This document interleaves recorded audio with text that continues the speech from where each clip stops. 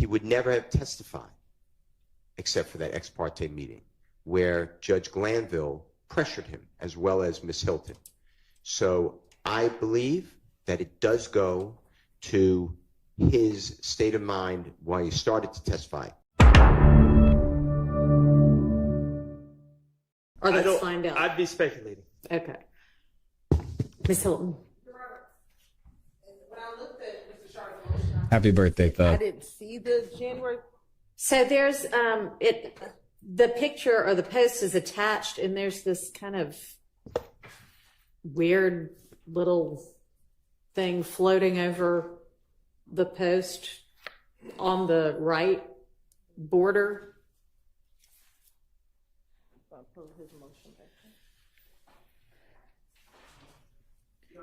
Yeah. If I could clarify, my issue is everyone's been telling me that was posted on January 10th, 2015. The state has been operating on the assumption that that is a fact, and I don't.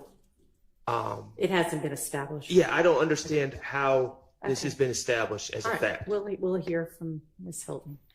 You want to just look at my copy? Okay.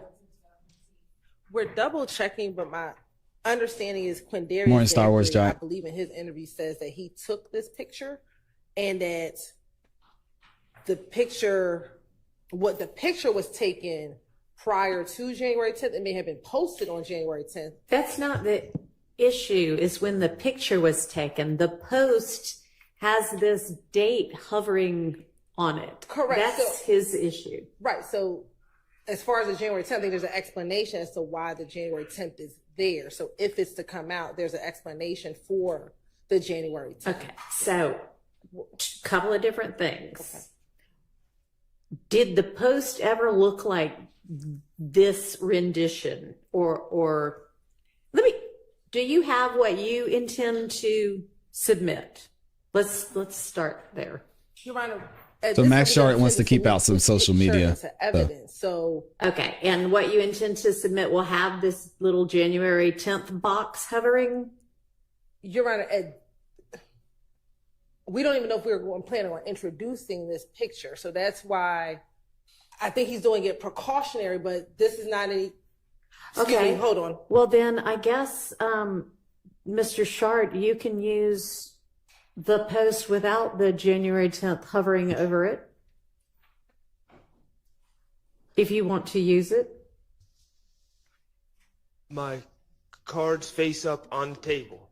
It is, I may want to introduce it, but not if it's going to be otherwise inadmissible. And so okay, I just don't, we've been proceeding like it's a fact that this is taken on January 10th. How do we know that? So with or without the... Or, I'm sorry, not taken, the posted.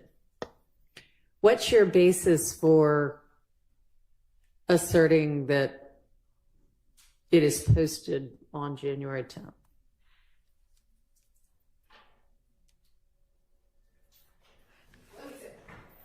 I don't know when we've asserted that in trial. Morning, this She. is a picture that we served. It has the January 10th date on it. I don't believe I have ever communicated that we believe or disbelieve that this was taken on January 10th. I think our understanding, and I'm just confirming, is that we believe the picture itself was taken prior to the 10th, but it might have been posted. I understand. But Morning, Sky. whether or not it was on January 10th or how this date arises. Okay, well, number one, you need to figure out why that January 10th is on there. And number two, if it wasn't posted on January 10th, what's the relevance? We agree, and that's something that if we decided to enter, we would have determined that. I don't know if this is the picture that we were going to enter, so it's the voluminous amount of information. I don't know if this is a picture. Right, because y'all haven't exactly organized your case yet. All right, Mr. Sharp, they don't know whether they're going to use it or not. And they So don't we'll cross seem that bridge when we get there. It would not at this point be admissible, but I can't tell you if it might be admissible at some other point when they get their case organized.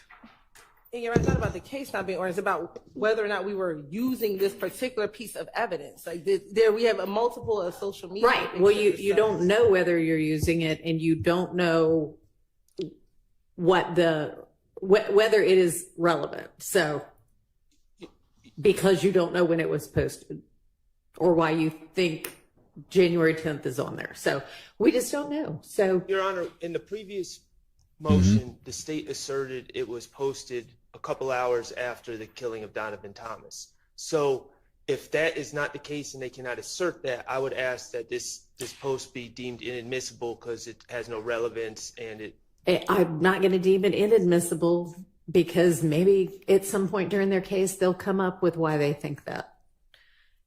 Do you know what motion it was in? Maybe that'll help Ms. Hilton get to the source of. It was argued in front of you. Yeah, I remember that. Okay. I'm trying to remember what brought it up. Maybe Monica? it was Ms. Love. I don't know. Maybe you need to speak with co-counsel. Good morning, Book Mouse. Yes, I'm trying to. I believe we were going through the proposed exhibits upcoming, and I brought that up. But yeah, you brought it up. I don't think we have gone through much social media yet. So I think you brought it up, and they said, but I don't remember who the they was over there at the time. I don't believe it was me or. Okay, well, maybe check with Ms. Love. But I think it's going to be several hours, if even today, before there's any cross-examination anyway. So maybe we'll know the answer by the time we get to the cross-examination portion of the case. Also, that reminds me that with regard to cross-examination, I know, Mr. Steele, you had at one point suggested an interest in cross-examining Mr. Copeland as to everything that went on during the ex parte. And some of that is no longer relevant. So anything, I mean, if you want to cross about things that the state said to him, Morning, Lolly. or that he said to the state, that's fine. But we have, Pat. I think, both circumvented and the whole coercion issue, and he has now been properly and correctly advised by this. We talked about this a few days ago. So I mentioned to y'all, there's no way Judge Whitaker is going to let them bring up the ex parte, going to slow things down, throw another wrench into this entire trial. So now she's telling Brian, before we get to cross-examination, just so you know, you ain't bringing this up. This is not happening. We've already been through this. Glanville's gone. Hilton and Love aren't testifying. So get them off your witness list. We are going to move forward. We're going to move past this ex parte meeting. And if you want to ask him about that, you're not going to be able to do it. And we're going to have issues. We know Brian Steele. He's going to give her a little bit of pushback. And had the advice and counsel of 3 different attorneys that I know of. Shout out to Kimberly. That should no longer be an issue, and so that should no longer be relevant. So I would not permit examination or testimony about that. All right. Well, of course it's okay because you are the honorable court, but I will make an attorney proffer. Okay. Because if you'll accept it, otherwise I could do it with Mr. Copeland. But I respectfully disagree. Okay. Mr. Copeland, on the 7th of June 2024, stated, and in my way I understand the law, he doesn't have a Fifth Amendment, but he refused to testify. And correct. And he used the Fifth Amendment as whatever, his statement. He made it clear to me as a reader of the June 10th, 2024 ex parte meeting that he was not going to testify. He said in court, outside the presence of the jury, that he was pressured. Please check the record with Ms. Winfrey. If he didn't use that word, he used a similar word. He would never have testified except for that ex parte meeting where Judge Glanville pressured him, as well as Ms. Hilton. So I believe that it does go to his state of mind while he started to testify. Your Honorable Court, correctly, in my understanding of law, told him what is his options and how long he's looking in custody, and told him, I believe, the decision's his. The legal decision, though, will trigger you to have to exercise your discretion and hold him in contempt. So I believe that the jury gets to determine that information. In addition to that, Judge Glanville was with us since January 4th of 2023. This jury is all selected from the very first panel. To me, he was biased in front of the jury. I understand that what you said, that, no statement, I appreciate what you said. No statement made by the former court disparaging of lawyers should be considered, or whatever the words were. But there's also going to be a jury instruction that nothing that the court says is intimated an opinion. And I disagree in this case with that instruction. I'm going to object to that instruction. And I need the jurors to understand that Judge Glanville, I will make it clear. I will make it clear. I will make it clear. I am excluding this honorable court. But Judge Glanville pressured him. And I will argue to the jury that Judge Glanville was biased. And that is admissible because it all happened in front of the jury. And from just Judge Glanville's demeanor, and I'm not here to hurt Judge Glanville. In fact, I like Judge Glanville. But I don't know what happened in this case, but I like him before this case. But the way he conducted himself to people in this courtroom, I've never really seen a judge do. So I want to ask Mr. Copeland, it is very important to me to explain that he was taken against his desire into Judge Glanville's chambers, that he was with Judge Glanville, Miss Hilton, his lawyer. I'll make it all perfect. If I don't, you could admonish me and the state can correct me, but I'm not here to snowball anybody. But to say that I can exclude statements of Judge Glanville and, most importantly, the conscious or subconsciousness of this witness, because I believe, and I've not spoken with him, Your Honor. I've not spoken with his lawyer about it. But I believe that Mr. Copeland will truthfully say that he believed that Judge Glanville and the state of Georgia are one. And that comes out when Judge Glanville specifically says, and I don't remember the transcript page right now, but it's something to the effect of, we need your testimony. There's no we. Nobody needs anybody's testimony. If he didn't want to testify, I've had witnesses tell me, I'm not testifying. We subpoena them and come to court. They're held in contempt. There's nothing that the judge can do because the judge can't give immunity, so they can't compel the person to do it. So the person invokes their Fifth Amendment and they just leave. That is unfortunate, but that's a reality. There is no we. So speaking with all facts. that being said, I'm making an attorney proffer that if you prevent me from doing that, and Judge Glanville prevented me already, I'm just telling you, he prevented me from cross-examining Agent Racy. He's an FBI agent on misstatements made by the prosecution, knowing misstatements, knowing the prosecution, it's Miss Hilton, knew that a gentleman who's the same last name as a court reporter entered an invalid coerced guilty plea. Judge Glanville stopped me again from getting into the truth of that matter. It's never been corrected. The point I'm trying to make to you is that all came out in front of the jury. So yes, I am going to intend to do, I will follow your rule, obviously, but I intend to cross-examine Mr. Copeland, not only what was said by Miss Hilton, but what was said by Judge Glanville. I will be respectful. I'm not here to, throw some. She's not going to let it happen. Judge Glanville. I will just be very specific. And then if he doesn't answer my questions, I'm stuck with his answer of, I don't recall, or whatever has been going on in this courtroom. But I don't believe. Can y'all imagine if Brian Steele just asked a simple question? Woody, have you ever felt pressured at any point to give your testimony here today? Woo! We have so many instances. When he was talking to Hilton before and they gave him the immunity deal. When he was talking to the police. the ex parte meeting. Oh man, that would be insane. You should limit.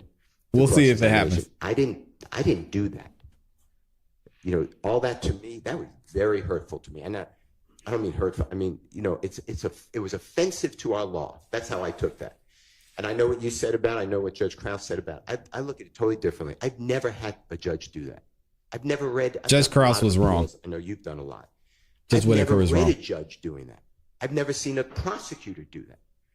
So I think that the jurors are entitled to know, and I think Mr. Williams, because he's the one who, God forbid, gets sentenced if I lose, I think they are entitled to know what caused Mr. Copeland from the 7th to be locked up. The jurors saw that. They saw that. He was testifying. He answered maybe 3 questions, maybe 5. He said, I'm not testifying. He invoked his 5th. The jurors were sent out, and he was gone. Jurors come out, and they're dismissed. He's just not there. We're on a long delay. I think that it is not irrelevant to this matter. I think it is more than relevant. I think it's probative. And this is the actual treatment by the former court and the current district attorneys of this case.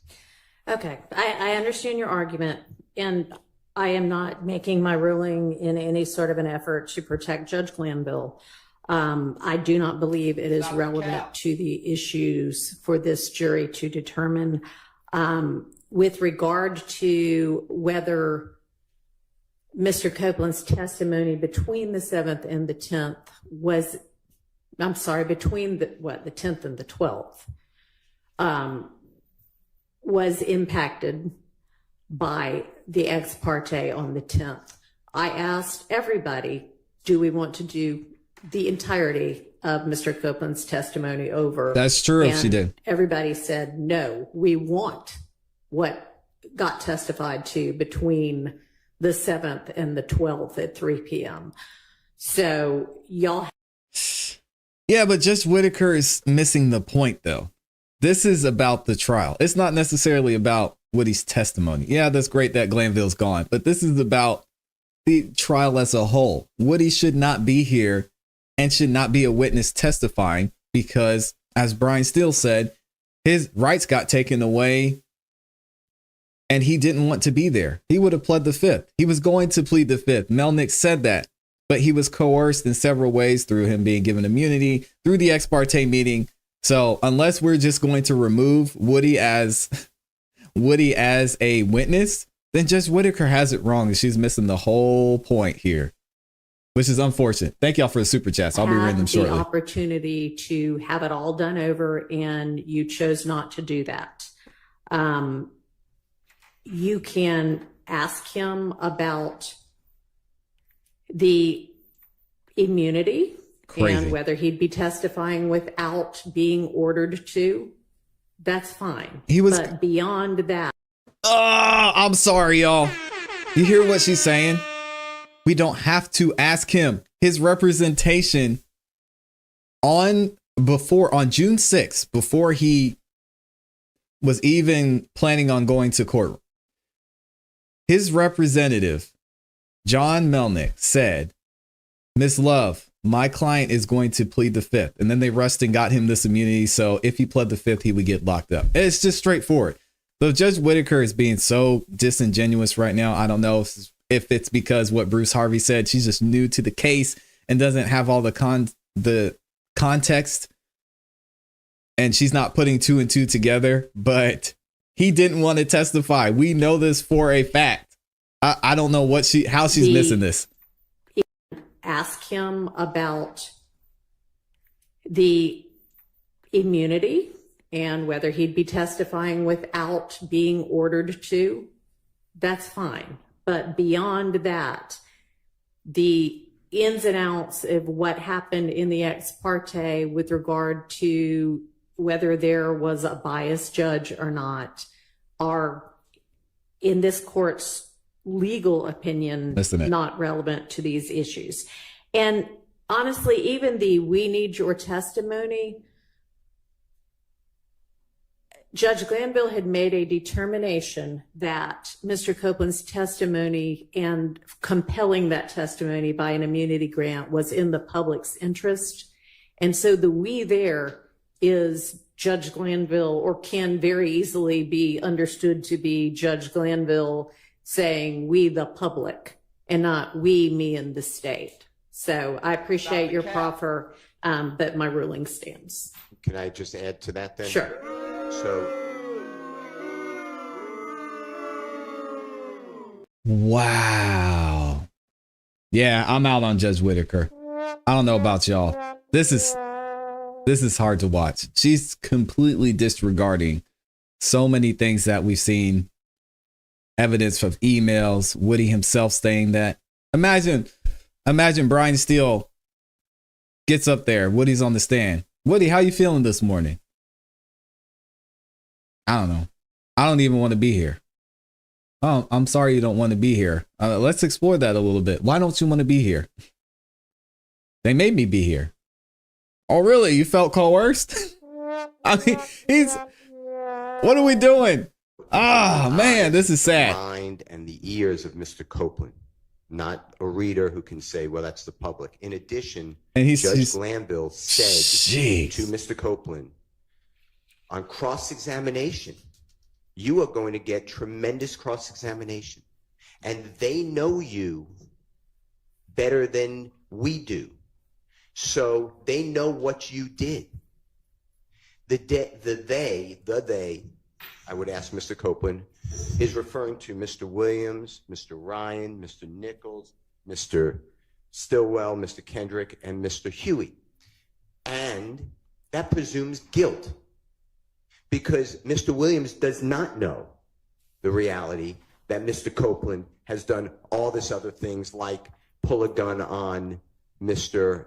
Watts that he admitted today, shot into a barber shop that he admitted to on the stand. These are outrageous conducts.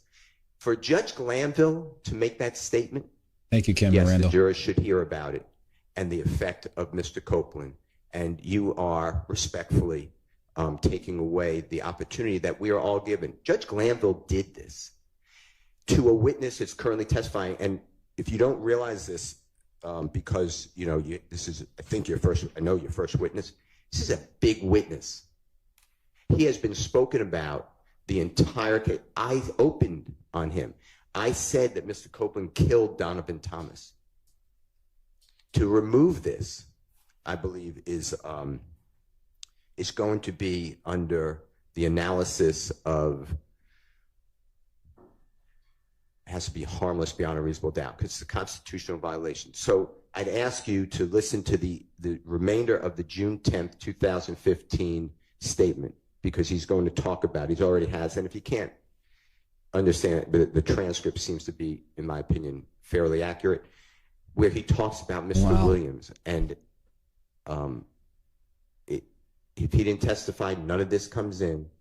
I think the jury gets to know that and why he testified, and it was because Judge Glanville held hands with Miss Unlove and Miss Hilton, and they coerced this man to testify, pressured this man to testify, whatever his words would be. So I ask you to just, I understand your ruling. I'm going to follow your ruling. I hope I made a good attorney proffer on cross, but those are the topics I would go in.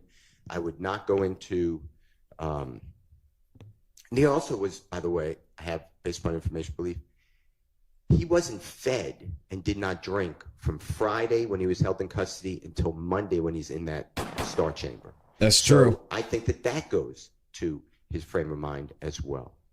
So, and when I say he, I'm talking about Mr. Copeland. And he was put into a jail in DeKalb County where the system was down, at least that's what he was told. He couldn't contact a family member.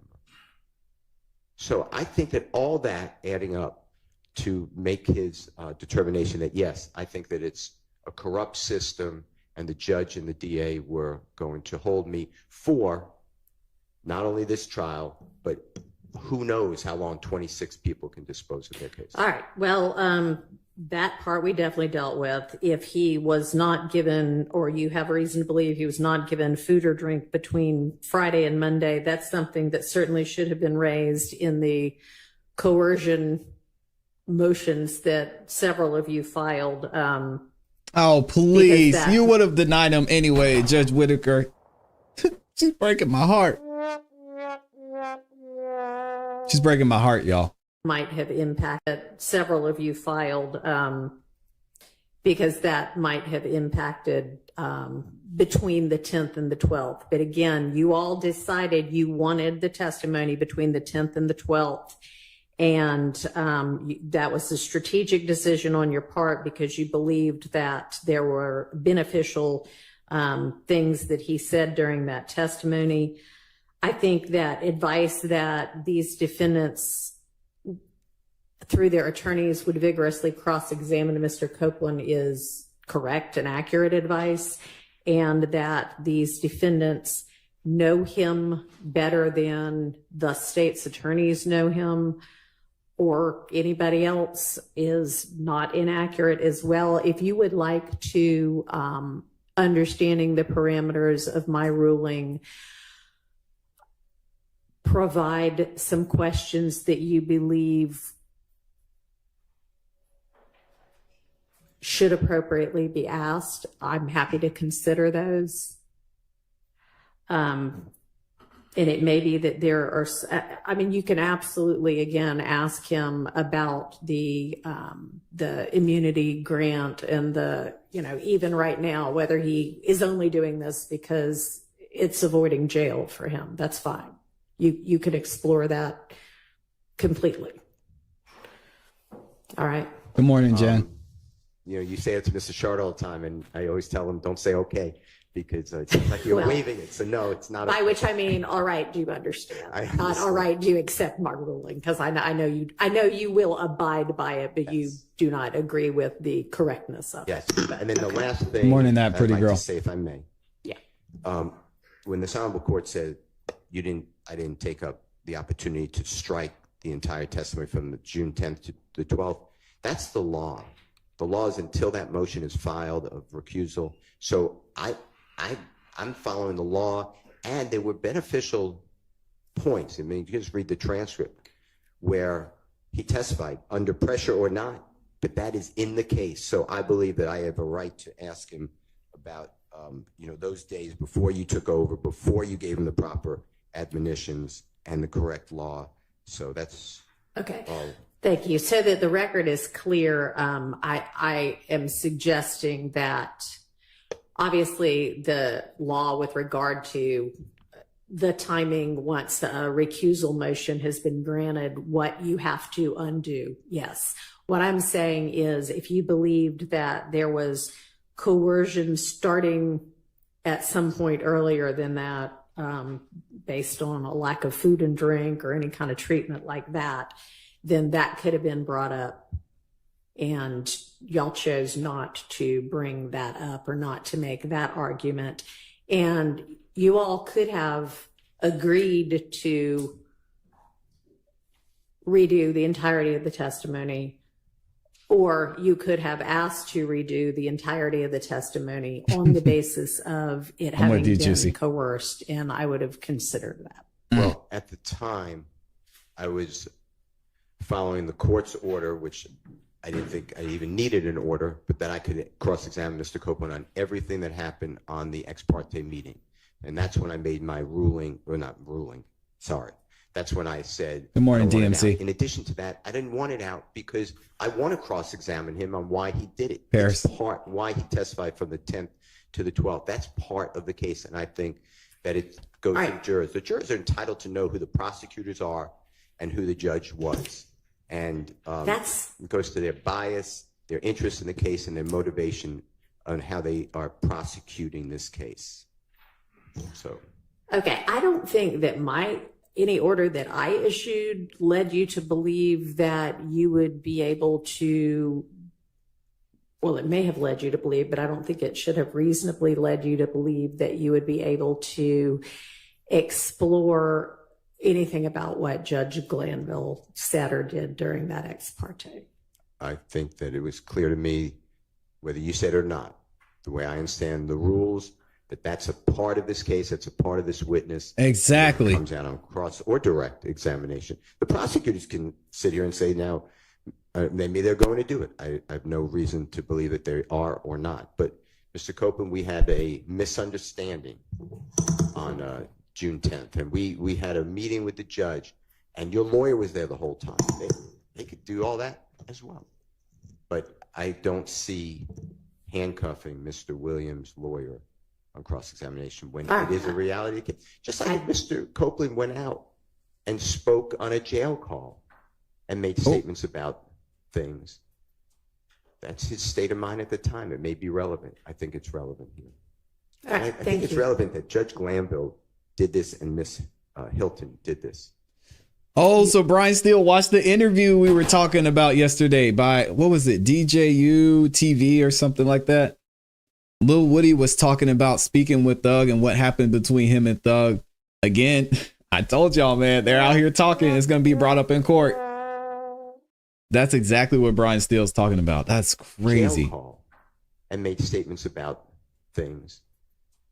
That's his state of mind at the time. It may be relevant. I think it's relevant here. Good morning, Illuminati and Ashley. Judge Glanville did this. Morning, Leila. Hilton did this. You can ask about anything Miss Hilton did. No, I understand you did not limit that, but you're limiting the way I heard you today. I have to almost excise Judge Glanville, and that's what I'm objecting. All right. Yes, sir. Just so I'm clear with what the court just ruled, we can ask about things that Ms. Hilton said to Mr. Copeland during that ex parte meeting. We just can't label an ex parte. This is what I'm concerned with. There's a lot of confusion and I think misunderstanding of this immunity. I understand the order that was granting him use and derivative use immunity. However, Ms. Hilton articulated to Mr. Copeland in chambers much more than that. For instance, my understanding of law, and Your Honor, I know that you've dealt with these issues more than me. The statute of limitations is not what we normally think it to be. It's not from the date of the offense. It's told if there's no evidence of who committed the offense. That's one, the perpetrator has to be known. So Ms. Hilton said, for instance, we'll use the barbershop shooting. Ms. Hilton said, oh, all this stuff is older than 4 years, so you can never be prosecuted. He could be prosecuted for the barbershop shooting. But here's the thing. They would just have to put a tolling provision. They've been watching the YouTube channel. That's not relevant either, because it is not the fact that the statute of limitations may or may not have run that prevents the state from prosecuting him for something he wants to get on the stand and confess to. It is the grant of immunity that prevents that. So regardless of the correctness or incorrectness of statute of limitations comments, they cannot use anything he gets on the stand and confesses to because they granted him immunity, or the court has granted him immunity. But in my mind, here's the difference. The state has made a deal with the, quote unquote, I'm not calling the man the devil, but that's the saying. And there's a difference between them saying, oh, we're giving you use and derivative use immunity versus them saying, we will absolutely not prosecute you.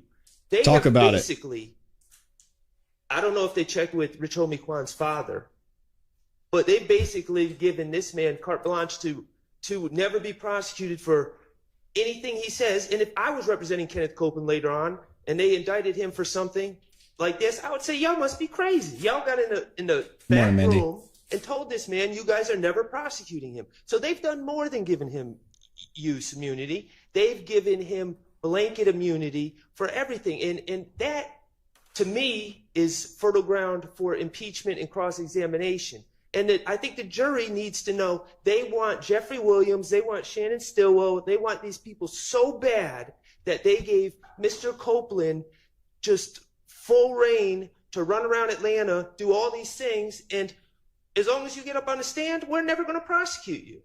And I think that's relevant.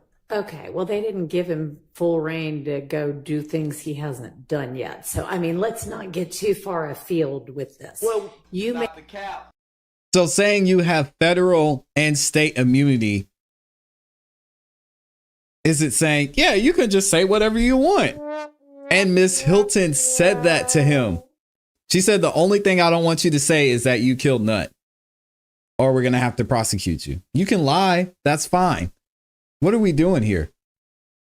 May explore any kind of interest he might have in testifying in a way that might be beneficial to the state, although I don't think that's happened anyway. Because you could explore bias. You're entitled to do that. But we're not getting, this is not a trial about how the state handled Mr. Copeland or how Judge Glanville handled Mr. Copeland. This is a trial about whether these defendants, whether the state can prove that these defendants committed the acts that they allege them to have committed. And if you want, again, you also, all of you all are welcome. If you want to give me a list of questions that, or that you believe should be able to be asked, I can look at them. Very well, Your Honor. All right. Go ahead, Mr. I just want to raise something. Sure. While you hopefully reconsider. And this was mostly, the prosecutors. I think Mr. Atkins, I was going to exclude him, but I think he did it too. They asked witnesses, to my knowledge, without any basis. Wow. Well, you're testifying this way, but have you ever had to testify before in front of Mr. Williams? When you were giving your statements, was Mr. Williams present? And then they did it with everybody. Was Mr. Huey present?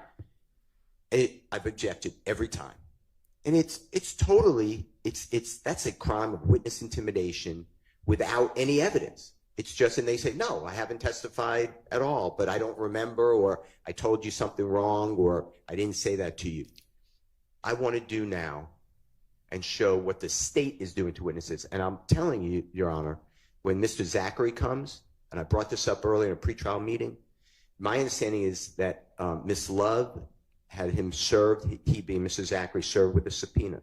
Okay.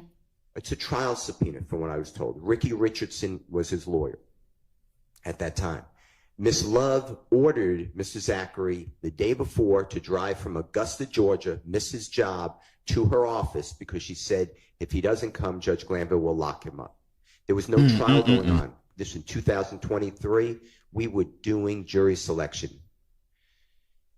I heard about that, so I raised it to Judge Glanville. This is abuse of power. You don't order somebody to come to your office with the hammer of the judge going to lock you up.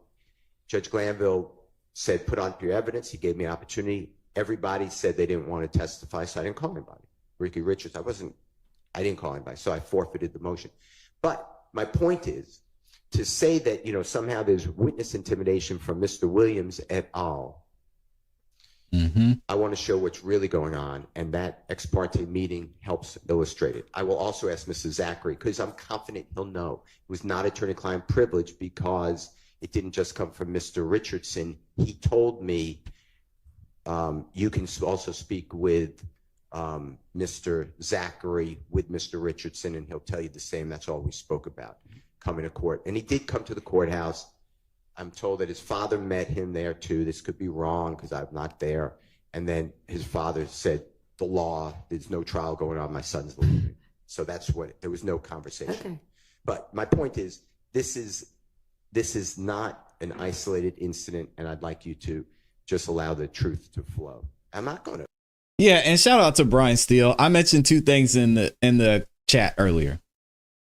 One is Judge Whitaker isn't dumb. She knows exactly what Brian Steele is doing here. He's saying, listen, Judge, we have a nice history. I helped you out with your reelection campaign. I just want you to know up front, I'm going to ask these questions. So when we get there, just know that I said something to you in advance. I'm going to bring it up, and whatever way I need to get there, I'm going to get there because I feel it's relevant. And you want to fight this in front of the jury? I mean, we can do that, but it's going to be brought up. And I would be absolutely shocked and disappointed if Brian Steele doesn't bring it up in some way, even if the judge has to reprimand him in front of the jury. He's going to mention it. The second thing is what she said. That's what she said. Shout out to she in the chat says, what's most interesting about this trial is how the state is being exposed for regularly behaving this way without any repercussions. Brian Steele is begging the judge right now if he can ask a question. the prosecution has gone crazy and just done absolutely whatever they wanted to. So it's very easy to see just how the scales are weighted in the favor of the prosecution already, because the defense, they're walking on eggshells. They're being very careful with everything that they're saying and everything that they're doing, because again, they know that there's some bias, as we're seeing with the court. We'll just say it that way. Let's keep it moving. An isolated incident, and I'd like you to just allow the truth to flow. I'm not going to hurt Morning, Judge Cindy. Glanville. I'm just going to state what was said. That's it. And it's really the impact, like you said, on Mr. Copeland. All right, thank you. Sure. Mr. Weinstein's back and ready to go. Do you want to wait and see what Mr. Weinstein has to say first? This is Chuck Okay. Engelberger, Briefly, Your Honor. Woody's new lawyer. Discussion this morning came up about Mr. Copeland being deprived of food and water at Rice Street, as well as conditions, other issues that happened at Rice Street between June 7th and June 10th. And I believe the court said, I may have misunderstood you, that several attorneys filed motions regarding the coercion in the chambers. Perhaps this is something that we should have brought up. I was completely unaware that that happened. Well, it's not, I'm sorry to interrupt, but I'm not sure it did happen. He has some reason he thinks it may have happened. Okay. He Mr. Steele, but okay. So I did not learn of this possibly happening then, let's put it that way, until I saw Mr. Copeland on social media this week. So this isn't something that I could have brought up regarding Judge Glanville and the coercion that took place. So if we do get further facts of that, I would like to bring that up with the court again, because it sounds like that could have influenced your decision on the coercion. Perhaps not, but I would like to bring it up in the future. All right, thank you. Mr. Engelberger. Good afternoon, Kelly. Yes, Judge. I'm a little late. Honcho, what's up? Obviously, when we're talking about privileged communications, I understand there may have been a hearing about what was said to or discussed between him and his other lawyer, but as it relates to any communications between my client and I as of August 13th of 2024, obviously I would assume this court understands those would be off the table in cross-examination. All right, as far as I know, there haven't been any hearings about anything that was communicated just between Mr. Copeland and either Ms. Bumpus or Mr. Melnick. There was a hearing about things that might have been said with Ms. Hilton present with Mr. Copeland and Ms. Bumpus. Okay. Yeah, certainly. I understand the privilege. Thank you. Your Honor, I'm sorry. That's all right. There's two very quick things that I just wanted to address. One, and normally I'd ask that the camera be turned off for this, but I think I was wrong yesterday about the statement about the shooting of Rich Homie Kwan's barbershop. I don't believe that came up yesterday in the statement. And I've looked at the rest of the statement. I don't believe that topic comes up. So I know Your Honor asked me to send an email, and I'm just reporting back to the court on that. All right. And also, I just have a question. In the state's transcript with the redactions, there's some that are in red, some they're in different colors, and I'm just asking as we review along what the significance of the different colors are so we can check to make sure everyone's on the same page in real time. We got Fanny Pack Whitaker in the building. There's some that I put in different colors because I had a question about. Anything that's in yellow and red, we're going to exclude because that was something I had a question about, I think, based on things that have occurred in court. Those will be excluded. Okay. The only one that is in blue that I actually was going to bring up this morning, Your Honor, is page 202, line 14 through 20. Shout out to Dusty. We had previously discussed 14 to 20 when we first talked about redactions, I guess 2 weeks ago. This is the line in which Mr. Copeland says that he he's aware that Shannon carries guns and carries it on him, and if you stop him, he'll know that he has a gun. And I think at that point in time, Mr. Sharp brought up his objection based upon what we argued yesterday. And so the state wanted to know we were permitted to now play that part given what occurred yesterday, given your order or ruling yesterday. Okay, so are you asking what is my ruling about that, or what are you asking? Basically, we intend to play it, and we just want to make sure that that's fine. Based upon your ruling yesterday, we intend to play that section, but that was one of the sections that we had a question on 2 weeks ago. We didn't address it yesterday. Yeah, okay, all right. So that blue has been taken care of, and you do intend to play that? Yes, Your Honor. Based on my rule, okay. Yes, and while we're on it, Your Honor, I did go back yesterday to see if there were any other portions that could be redacted to kind of move the video along. That's wonderful. And Thank you. I do have a few Okay. portions that the state intends to redact. I just want to put it on the record. Okay. One of those. So the first is page 165, line 3, through page 167, line 16. All right, and I guess give the defendants So it's going to be 11. chance to look at that and see if that's something they want in, or if it's just nothing anybody needs. And the top, sure.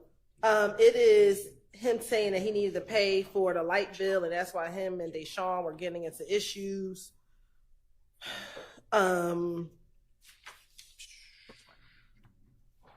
He talks about the fact that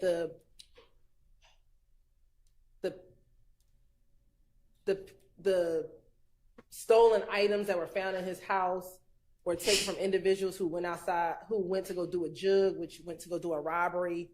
And so that's why those items were in the house. And then the detectives questioning him about the fact that he gave his mother-in-law's car to these individuals and he didn't know what they intended to do. So, Your Honor, Yes. we're going to object to the redaction of that. I mean, that, and I understand why the state would want to redact it. I mean, that's prime example of Mr. Copeland being caught with stolen goods in his house, in his car, and pushing the blame on others, which All is right. exactly what he's doing here. So they would want that in. I guess they would play it anyway. So do you want to leave it in? I'm going to leave it in. Okay.